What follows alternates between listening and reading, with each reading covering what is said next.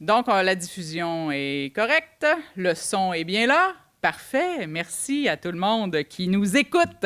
Bienvenue dans la salle à cette super annonce qui s'inscrit dans le cadre de nos semaines de la reconnaissance, parce que reconnaître le travail des employés, reconnaître l'excellence des étudiants, c'est une chose, mais reconnaître ce qu'on fait de mieux, la recherche, bien, je pense que ça devait s'inscrire aussi dans cette semaine-là.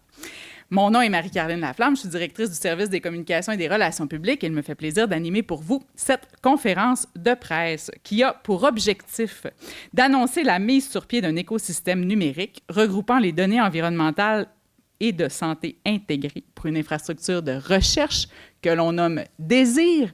Et c'est très intéressant parce qu'on voit comment dans un projet, concrètement, on peut passer de la désirabilité à la faisabilité. Beau clin d'œil à notre vice-rectrice aux ressources et aux affaires administratives. Alors voilà, sans plus tarder, je vais vous présenter qui s'adresseront à vous lors de cette conférence de presse. Alors, il y aura d'abord Mohamed Bouazara, qui est vice-recteur à la recherche, à la création, à l'innovation et au partenariat à l'Université du Québec à Chicoutimi.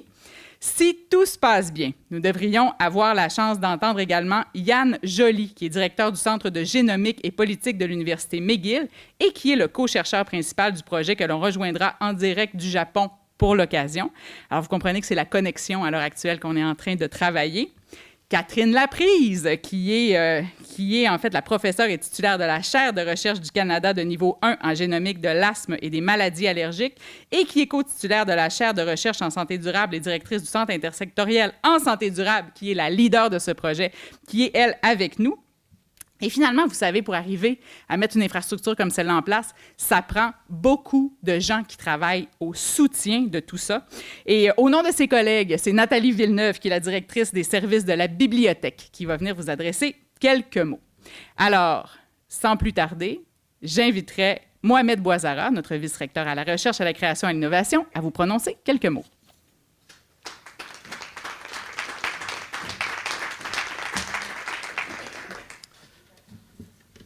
Alors, je vais essayer pour que ça va être mieux comme ça.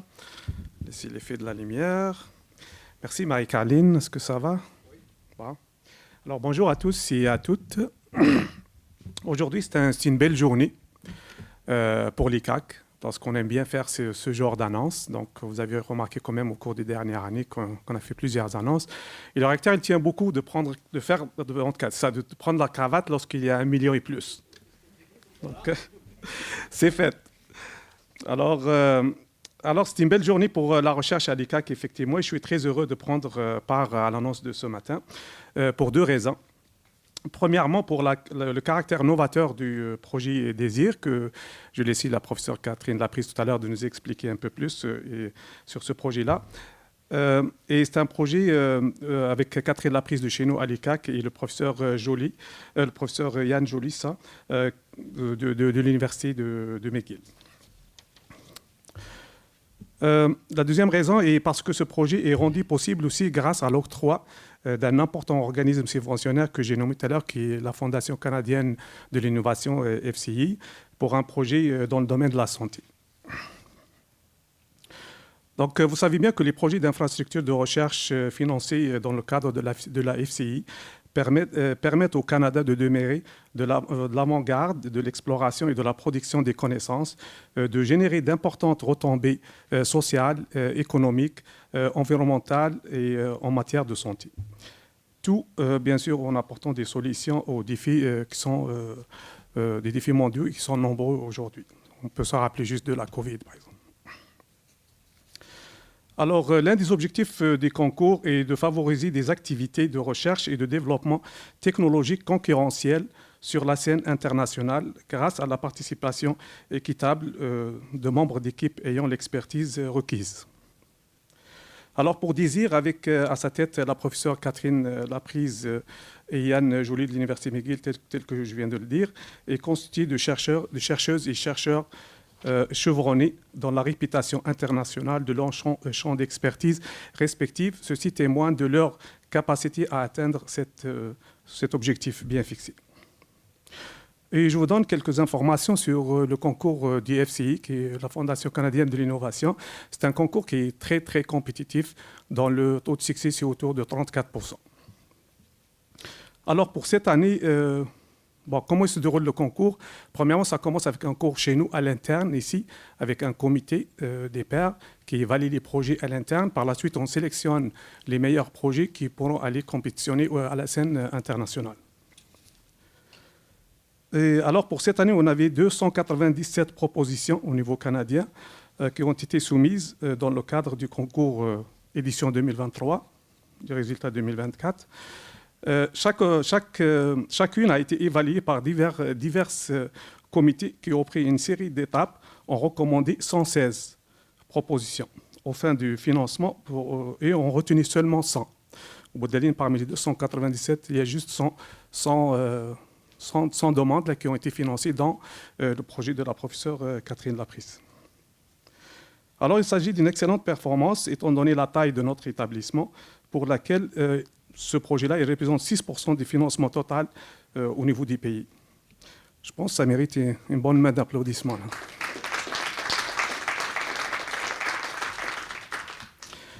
En terminant, je tiens à souligner aussi que je suis très fier de voir cette équipe de chercheuses et chercheurs qui travaillent ensemble, main dans la main, avec les services d'expertise que nous avons ici à l'ICAC, comme il a été mentionné par ma collègue Marie-Caroline. Donc, il y a plusieurs services qui sont impliqués dans le service de technologie et de l'information, la bibliothèque et certainement d'autres. Ressources humaines, par exemple, et d'autres.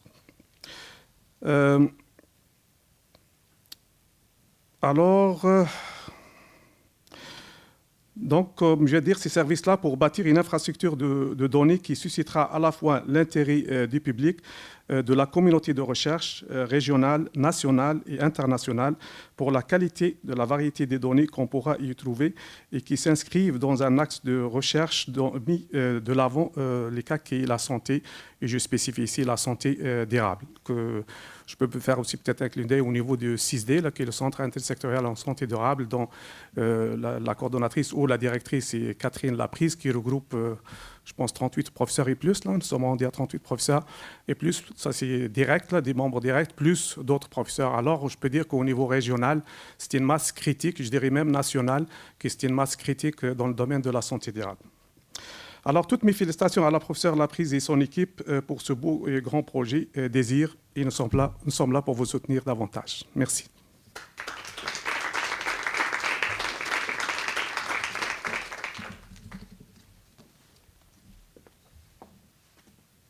Merci, Monsieur le vice-recteur Boisara.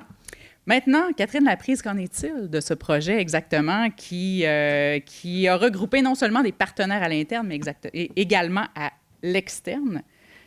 Alors, pour nous en parler davantage, je vous cède le micro.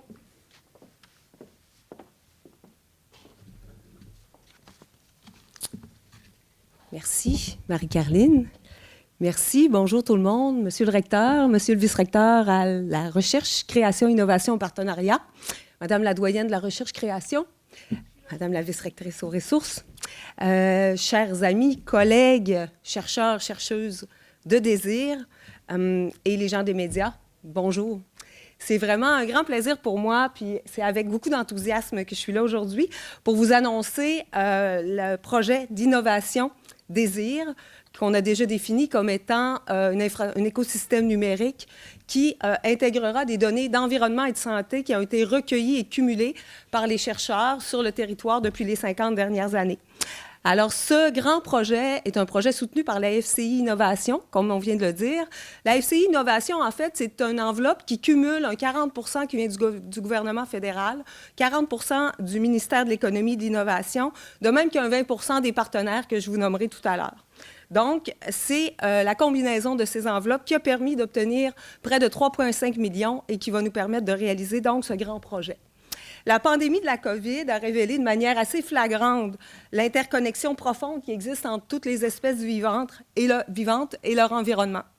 Cette interdépendance nous rappelle, à nous, chercheurs et chercheuses, que toutes les disciplines concernées doivent être ensemble et unir leurs forces pour arriver à répondre à des questions pour promouvoir le bien-être psychologique, physique, social, dans un environnement idéal et sain pour toutes les espèces vivantes, pour contribuer tous ensemble à la santé durable. Alors, c'est ce que Désir ambitionne. C'est dans cet esprit, donc, que j'ai réfléchi au projet Désir et qu'il voit sa mise en branle possible aujourd'hui avec l'annonce du budget. Il vise à regrouper au sein d'une infrastructure des données de santé et d'environnement cumulées dans les dernières années, mais aussi celles qui seront à venir. Donc, la richesse et la diversité de ces données, combinées à l'interdisciplinarité et à l'intersectorialité, devraient permettre, dans une approche de recherche interdisciplinaire, de répondre à de grandes questions et devraient doter l'UQAC d'une infrastructure unique, novatrice, qui lui permettra de se distinguer davantage comme étant un des leaders de la recherche en santé durable au Canada, mais aussi au niveau mondial. Donc, Désir constituera une ressource unique, innovante, valorisant et regroupant les données dans une même infrastructure, issues de domaines de recherche variés et recueillis à différents temps sur le territoire. Alors, comme vous le voyez sur la figure qu'il y a ici, en fait, le cercle bleu à l'extérieur vous présente la nature des données qui seront recueillies dans Désir, grâce à ses collaborateurs et grâce aux chercheuses et chercheurs. Par exemple, nous aurons des données sur la qualité de l'eau, qui ont été cumulées et qui continuent d'être cumulées d'ailleurs par la chercheure Mila Rossio, qui est l'une des principales chercheuses de ce projet. Il y aura aussi des données sur l'environnement forestier, alors les épidémies de tordeuses de bourgeons d'épinette, des données sur la météo des 40 dernières années, qui ont été recueillies par le professeur Hubert Morin, maintenant à la retraite, et dont Annie Deslauriers et, j'oserais dire, la Dauphine, ici à l'UQAC, et est également l'une des principales chercheurs de ce projet. Je ne ferai pas le tour du cercle en vous nommant chacune des données que nous recueillerons dans Désir, mais ça vous permet de voir qu'il y aura des données physiques sur nos environnements, des données de santé psychosociale avec la professeure Karine Côté, la professeure Jacinthe Dion, Marie-Christine Brault, qui est l'une des principales chercheurs, et des données sur la santé aussi respiratoire, évidemment, à l'aide des construits que j'ai fait à l'UQAC depuis les 24, presque 25 dernières années maintenant. Donc, Désir, c'est un projet qui se décline aussi en 3 principaux volets. Le premier volet vise donc à regrouper toutes ces données dans l'environnement, mais à le faire aussi en répondant au principe de science ouverte, FAIR, c'est-à-dire facile à trouver, accessible, interopérable et réutilisable. Donc, on veut le faire aussi dans un cadre de gouvernance optimisé sur la base des nouvelles lois québécoises sur la protection des données, ainsi que sur la base des normes éthiques de ce type de données et des besoins qui seront différents selon les projets. Vous comprenez que le défi de confidentialité, de sécurité et les défis éthiques ne sont pas les mêmes pour des données météo que pour des données cliniques de santé qui concernent les individus. Et donc, les besoins d'un projet à l'autre seront différents. Et c'est ce qui justifie d'ailleurs que Yann Joly soit le co-leader de cette demande, qui est un expert en droit et en éthique de l'Université McGill et qui est avec nous ce matin à distance. Le second volet vise à raffiner, à développer les modèles d'analyse pour une meilleure compréhension de l'histoire naturelle des maladies sociétales qui touchent nos populations et qui sont de plus en plus fréquentes, en s'appuyant sur les données omiques, donc génomiques, épigénomiques, transcriptomiques et protéoniques, les données cliniques, environnementales et psychosociales sur la population et sur le territoire du Saguenay-Lac-Saint-Jean. Et on utilisera l'asthme comme modèle de démonstration pour illustrer le potentiel d'exploitation de Désir dans ce premier 5 ans. Parce qu'évidemment, j'ambitionne de faire une demande pour les 5 années suivantes, parce qu'en 5 ans, on n'arrivera pas à construire cette infrastructure majeure. Le dernier volet, alors j'avise ici mon université que j'aurai l'intention de poursuivre. Le dernier volet de Désir vise à évaluer la complétude. Alors, en plus de faire la cartographie, ça nous permettra de voir quelles sont les données manquantes dans ces ensembles de données et donc de planifier les prochains programmes de recherche pour combler ces lacunes en utilisant comme exemple, encore une fois, pour promouvoir et valoriser Désir, les travaux et les données que nous avons sur l'asthme et l'allergie en ce moment. Pour concrétiser l'écosystème, une coordonnatrice, Mme Laurence Gagnon, qui est ici ce matin, est déjà en place pour le projet. Et la prochaine étape sera de mettre en place l'équipe spécialisée en informatique, incluant, entre autres expertises, un architecte numérique et des techniciens en informatique. Ces personnes vont faire la construction de la plateforme numérique Désir, puis une équipe, sous la direction d'Yann Joly, validera la possibilité d'intégrer les données dans cet ensemble, garantissant le respect des normes les plus élevées en matière d'éthique et de confidentialité. Ensuite, les données seront nettoyées, décrites, versées dans Désir, où elles seront accessibles à l'ensemble des chercheurs, chercheuses de toute la communauté de l'université, mais aussi du Québec, du Canada et d'ailleurs. C'est ce qu'on ambitionne. Alors, le but, évidemment, c'est de faciliter l'identification des données pertinentes, de pouvoir mettre en place de nouveaux projets, de nouvelles collaborations, de répondre à des questions qui seront rendues possibles déjà avec les données qui existent, mais qui n'auraient pas été valorisées autrement, mais aussi de faire émerger des nouvelles initiatives novatrices. Donc, vous voyez comme moi que Désir, c'est bien plus qu'une simple base de données.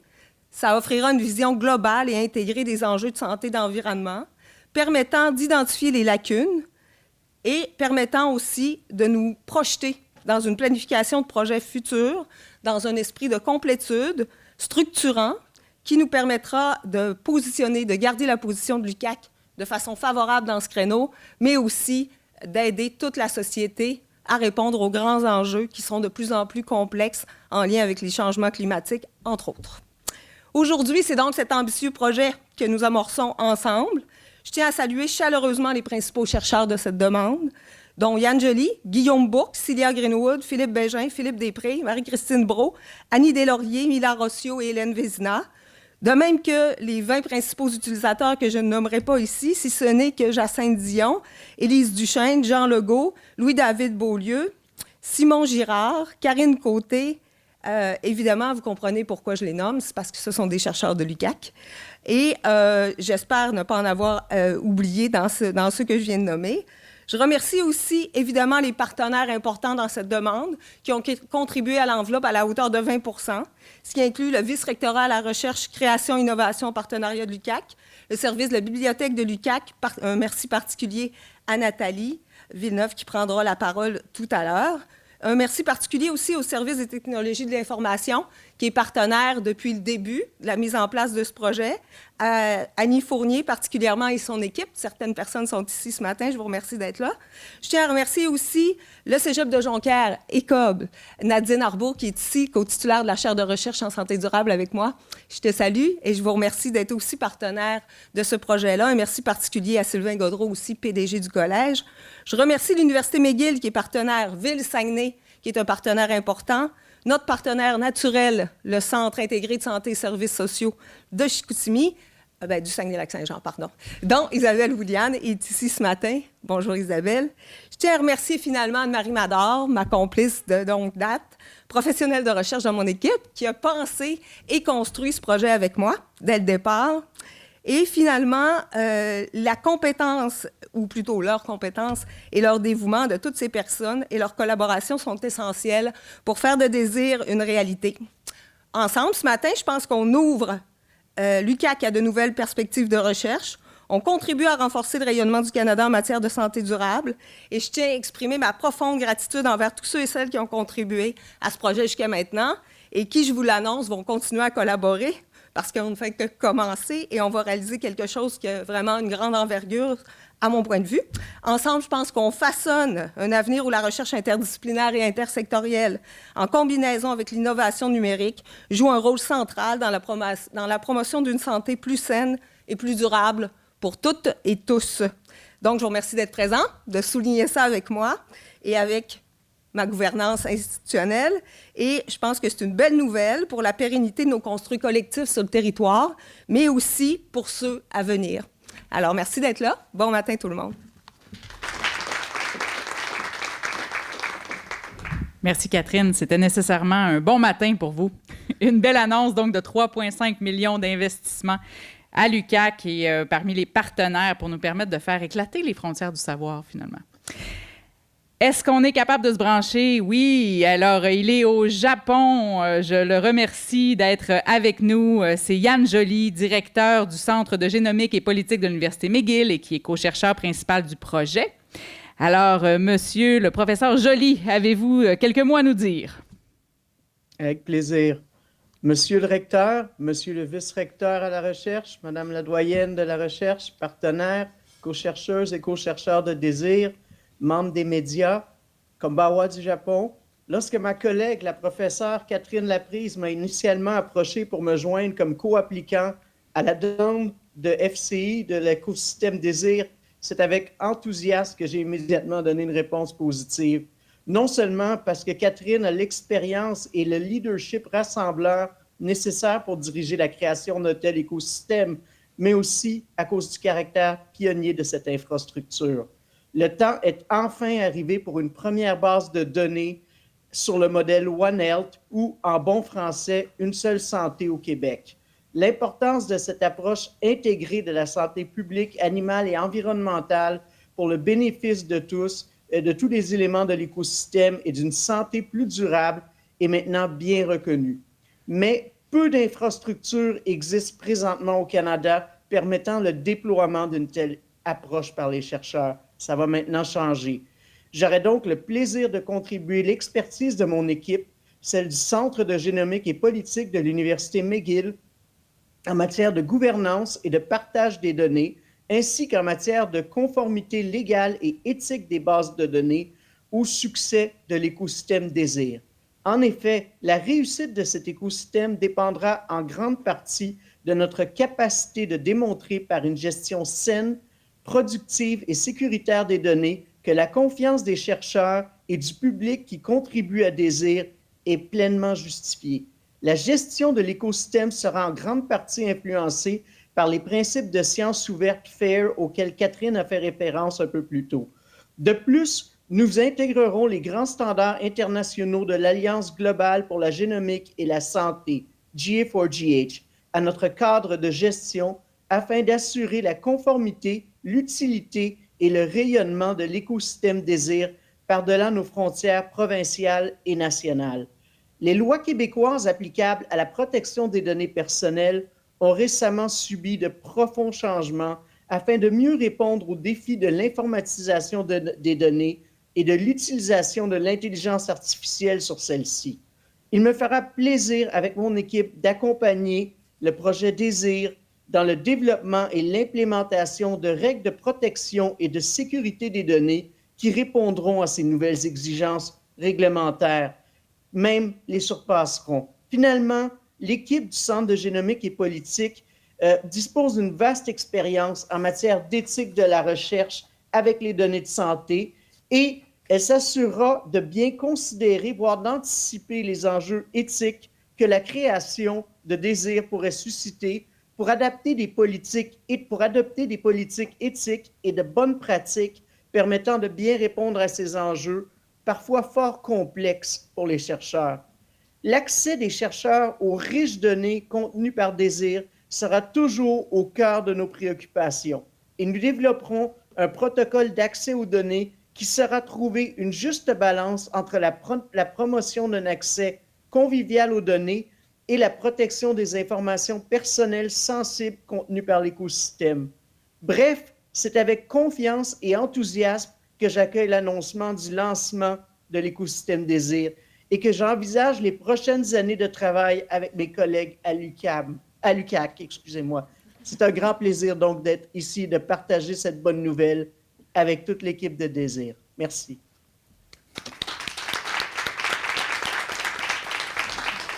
Merci, Yann Joly. Nous vous excusons le lapsus sans problème, étant donné le décalage horaire. Merci beaucoup d'avoir été avec nous ce matin. Maintenant, on vous l'a dit à plusieurs reprises, c'est un projet qui va mobiliser particulièrement 2 services névralgiques de l'UQAC, soit les services de la bibliothèque et ceux des technologies de l'information. Alors, pour parler au nom de ces 2 services, Nathalie Villeneuve, directrice des services de la bibliothèque, est avec nous.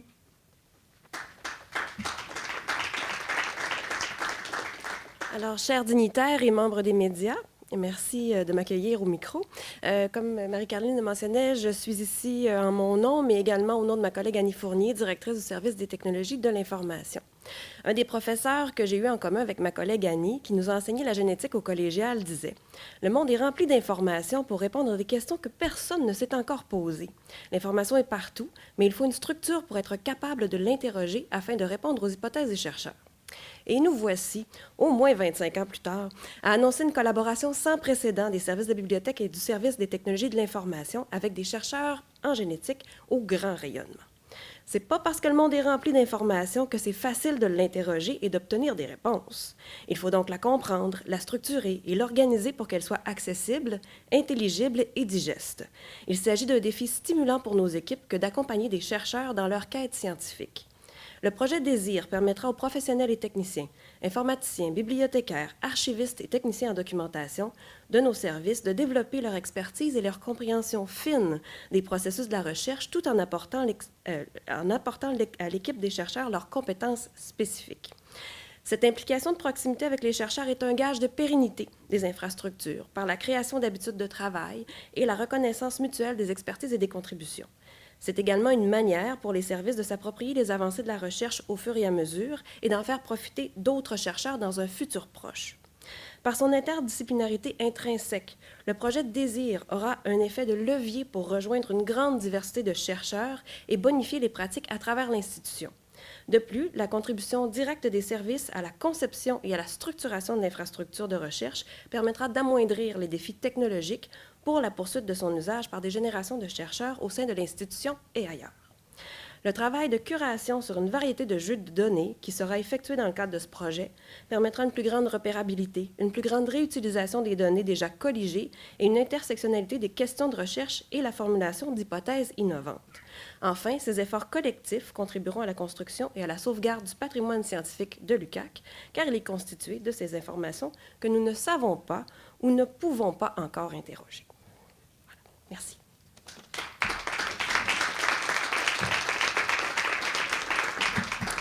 Merci beaucoup. Alors, encore une fois, au nom de l'UQAC, félicitations, Catherine Laprise, à toute votre équipe également et aux partenaires qui ont été impliqués pour recevoir ce financement qui, visiblement, va faire des petits et des grands aussi.